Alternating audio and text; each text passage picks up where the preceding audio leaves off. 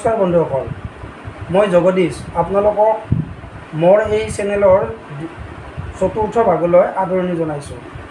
আজি মই ভিডিঅ'ত আমি তবলাৰ মৌলিক হস্তসাধন প্ৰণালীৰ বাকী অংশ অভ্যাস কৰিম আৰু মই আপোনালোকক দেখুৱাম কেনেকৈ এইকেইটা বল সঠিকভাৱে বজাব পাৰি। আৰু গতিকে পলম নকৰি আৰম্ভ কৰোঁ আজিৰ ভিডিঅ'টো।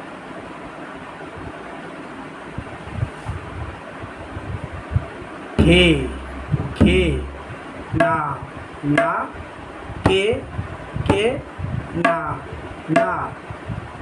এই বোলকেইটা হ'ল বায়াত মধ্যমা আঙুলিৰে বিপৰীত ফালে আঘাত কৰিলে খে বাণী উৎপন্ন হয় আৰু না বাণী উৎপন্ন হয় মৈদান আৰু ছাতিৰ মাজত আঘাত কৰিলে অলপমান বিপৰীত ফালে, অৰ্থাৎ ছাতিৰ অলপ আঁতৰত আঘাত কৰিলে না বাণী উৎপন্ন হয়।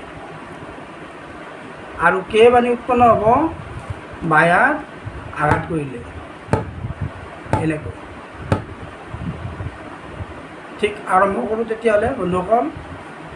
খে খে না না কে কে না না। দুগুণত ঘে ঘে না না কে কে না না ঘে ঘে না না কে কে না না ঘে ঘে না না কে কে না ঘে ঘে না না কে কে না না ঘে ঘে না না কে কে না না ঘে ঘে না না কে কে না ঘে না না কে কে না না ঘে ঘে না না কে কে না না ঘে ঘে না না কে কে না না ঘে ঘে না না কে কে না না। প্ৰথমতে মই এগুণত এবাৰ বজাম, দুগুণত দুইবাৰ বজাম আৰু চাৰিগুণত দুইবাৰ বজাম।